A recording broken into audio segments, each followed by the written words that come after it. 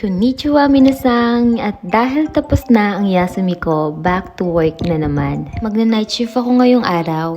Ipapakita ko sa inyo kung ano ba yung mga normally kong ginagawa bago pumasok sa trabaho. Dahil 10 PM pa naman ang trabaho ko, late na akong nagigising. Pagkagising ko, dumiretso agad ako dito sa restroom para maghilamos. At dahil malamig pa rin ngayon, sa gabi pa rin ako naliligo para paggising ko, hilamos na lang. Pagkatapos ko sa restroom, dumiretso na ako dito sa kusina para maghanda ng makakain ko.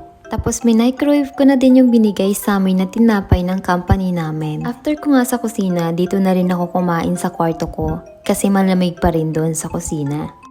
9:15 na nga ng gabi at naghahanda na rin ako para pumasok. Bago nga pala ako dumiretso doon sa work ko, dadaan muna ako sa Family Mart para bumili ng kape ko para mamaya sa break time ko.